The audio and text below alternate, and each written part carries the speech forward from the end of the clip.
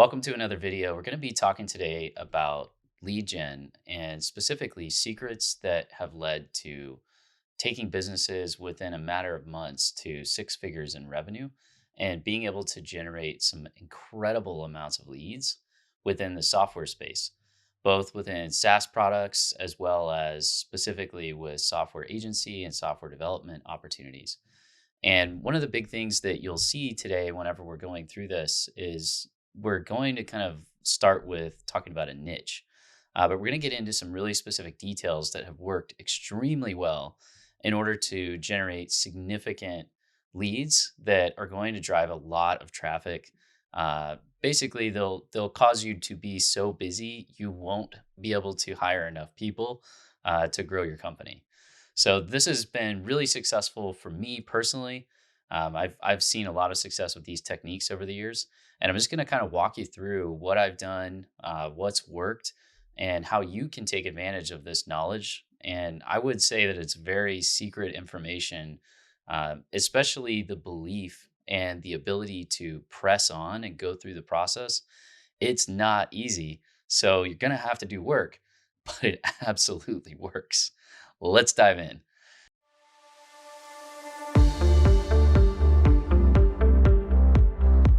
As we always talk about with TechLaunch, the specific niche and focus is absolutely paramount. If you don't have a niche, stop here and go back and watch the videos about focusing on a niche. Why is this so important? You're going to bounce off of the surface of every single kind of lead technique that a lot of companies use. All companies are using some of these types of techniques. You really have to take advantage of being in a niche in order to pierce through that. So you've got to be able to have belief, burning belief that you can deliver value in this niche. And if you haven't already taken the time to do that, you've got to go back and put the effort in so that you can build a demo site, work on several projects. Maybe you build yourself out at a lower rate, or you even do them for free, possibly for nonprofits. But you've got to get some kind of subconscious thought process that I can absolutely do this. And then you have to deliver. You have to deliver. Okay, so now that we've got that down, the next thing is, how do you go about kind of this secret technique? And really the biggest thing that I want you to understand is we're trying to find companies that are out there that literally need what you focus on and what your niche is. They need it right now. In fact, they're losing sleep and they're suffering significant pain right now because you are not in touch with them. And that's what you have to understand. Whenever you're out there, you're kind of, beating down the doors and talking to folks, you need to get this into your subconscious that they actually want you to get in touch with them immediately. You can personally change their life and change their situation. So how do you do it? Well, how do you find them at least? One of the biggest things that we like to do is look at associations, be able to focus on membership groups or keywords even on a website. A really cool way to do this is to use a technology search. So you can use a technology search platform like Built With, Similar Tech, Hunter, Tech Lookup, Web Appalizer, etc. And you can find others on like G2, where you can do an alternative to for Built With, for example. But what these platforms let you do is you can actually search in technologies as a specific focus, but you can also look for keywords on a site. So you can see if a particular group of sites is in an industry based on the keywords they use, the language they use on their website. Then what we like to do is basically take those companies and export the list. And so just for this example, one of the things that we were kind of as a simulation saying is, maybe you want to get a list of folks that use Magento because you want to focus on Magento. And maybe you're going to focus on helping people upgrade Magento. And you might even focus in a particular industry. So you could say, we're going to focus in this couple of industries or this one industry on Magento, and we're going to laser focus on helping them upgrade. And once you get good at upgrading within that industry, you can help another couple of industries and then just become the best at upgrading Magento. This is just an example, but you've got to try to find a niche where you can pierce through and present yourself as the very best in the industry for that particular focus area. And guess what? If you present yourself that way, and if you actually take the time and you become the best at it internally, you put up a development site, you go through and you test and you rigorously validate it, you're actually going to be the best in the world at it. Think about it. So put the time in, think about what your niche is, then go and find a creative way that you can pierce into that niche. And upgrades is a great way. Like I said, industry specific terms is also a great way to go. You can combine these things. And then what we like to do is go in and take a look at the actual data for how much revenue companies have. One of the biggest challenges whenever you're reaching out to companies is if they're not qualified, you're probably going to have a very negative interaction. A lot of companies that are really small can be kind of rude. It's just the nature of being busy and overwhelmed. A lot of times they're going to give you the brush off pretty quickly. So you're going to want to go after companies that actually have a need and have a pain, and they have the resources to be able to execute on working with you. So Data Axle, previously known as Sales Genie, is an awesome resource for this. You can pay for one of their plans. You can actually still get this through a local library membership if you have one in many areas. So whenever we started the very first use of this at my company, I literally just used my library membership to gain access to this data. So you don't have to pay a bunch of money, but it's not crazy expensive. You can also use other tools that are similar. So you've got a list of companies here that I'm just kind of walking through that do the same thing. But you basically want to be able to get some kind of idea from this list of technologies that you've looked up and this kind of group of people that have this need, or maybe they have keywords on their site, some indicator that aggregates them into a group that you can serve. And then you want to be able to validate whether or not they have enough revenue. So if they have the revenue that you need to justify your services, then now you're in a really good position to go ahead and start outreach. So basically the next step is to think about how you can provide value up front. Okay, so once you've gotten this kind of specific group of companies, and hopefully it's a decent sized list of at least several hundred, maybe thousands and thousands of companies, the last thing that you want to do is just spam them. So you want to kind of take your time and test incrementally with some different offers and different approaches within that space. Now, the first thing that you need to do is make sure that you can get in touch with the right contacts. A lot of times what's going to work is getting an email or a group of folks that you can email and test and see if you can get a response.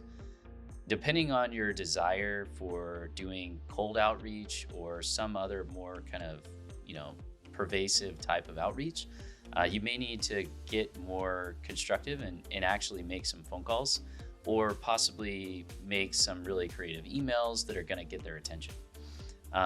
It's probably a better use of your time to try to start with just some creative emails, maybe even doing a Loom video and kind of doing an audit of their site, and specifically just kind of talking about what you do. You can even show your site and show, maybe a brochure that's just kind of saying, this is what we do.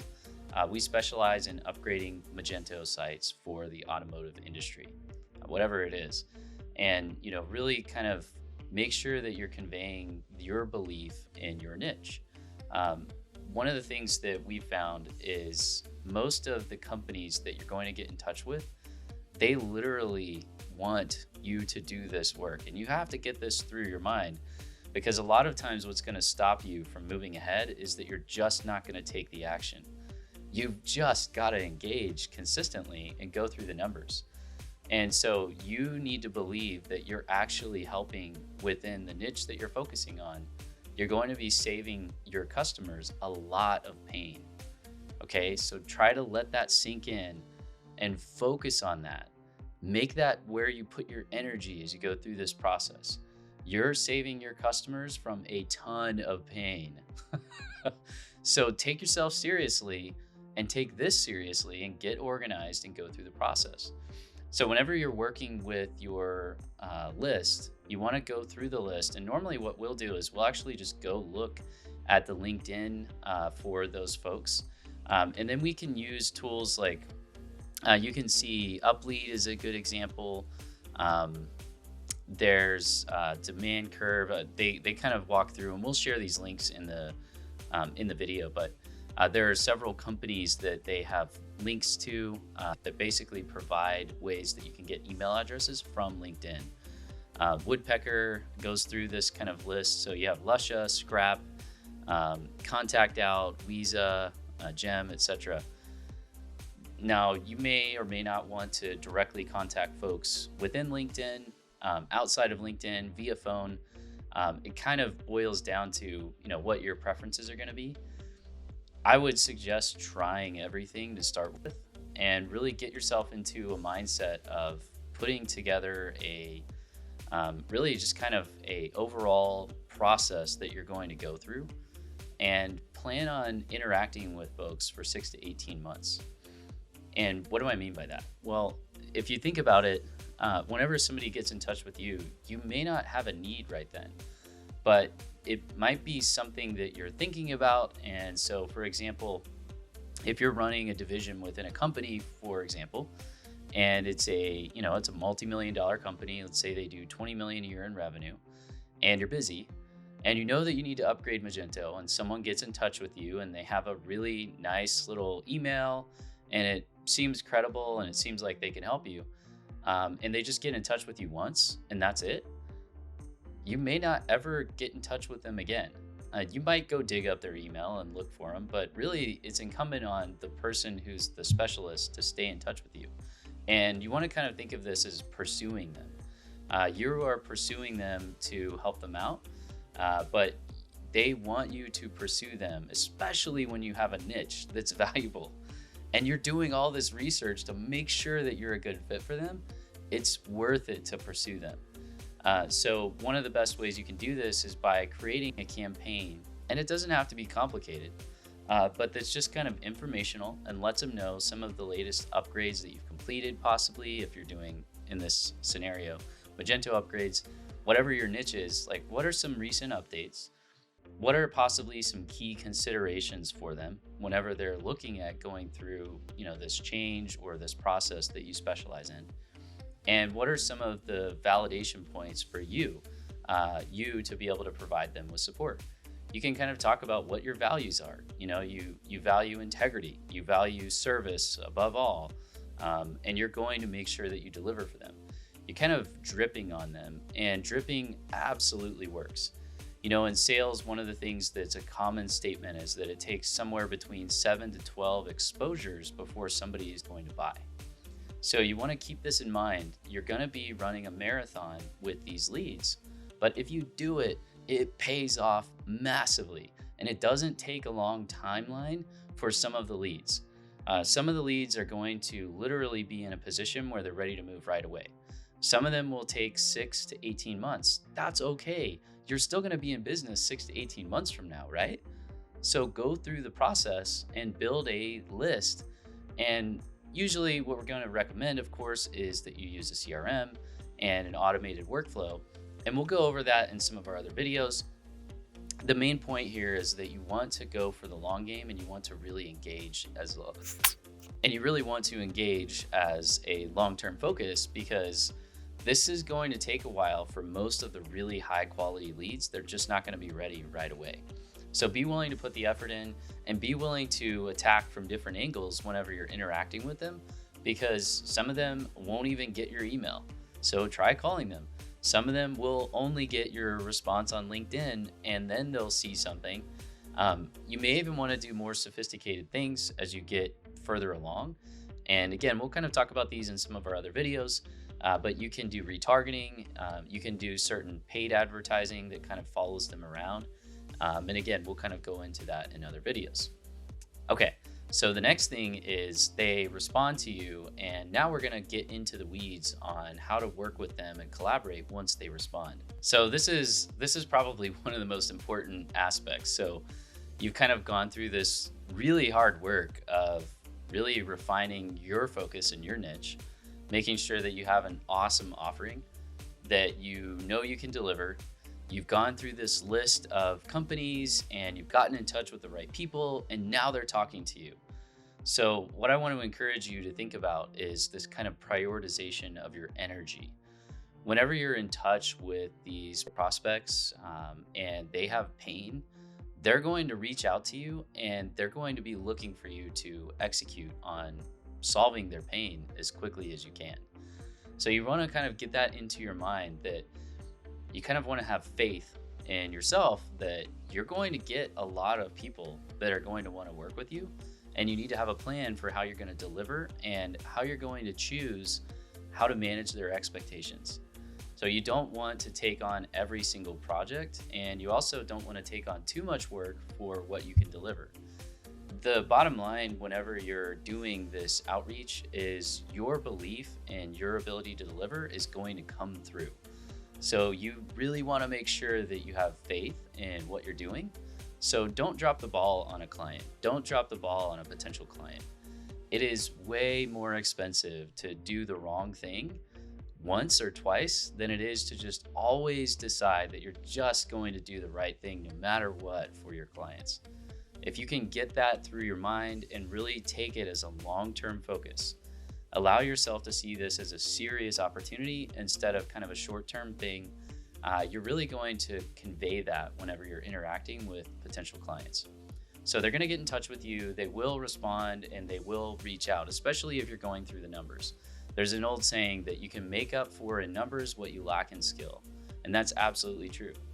The reality is, if you think about it, and just take a minute and think with me about this for a second, there literally are probably dozens, if not hundreds of people right now losing sleep because you are not delivering your service or your product to them right now.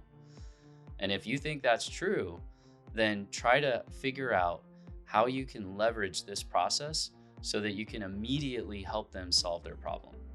Now, whenever they come to you and they say, hey, I want you to solve my problem. This is a valid issue and I believe you can help me with it. You've got to have a process and a workflow. Now, on the TechLaunch team, we do have a really nice Miro workflow that we built. Miro is just a workflow diagramming tool. I recommend, if it's nothing else, you can just whip out a Word document or a Google Docs and just bullet out what your plan is. What are you going to do once you get in contact with someone? What are you going to do for your follow-up sequence so that you can make sure that you have a solid sales process and you have a solid estimating, kind of work proposal process, etc. The bottom line is this is a much more detailed topic, but you're going to get responses if you take this approach and you go through the numbers. So once you start getting responses, you need to be in a position where you're thinking about the responses as the highest payoff area, because it is. I mean, that's kind of where the rubber meets the road.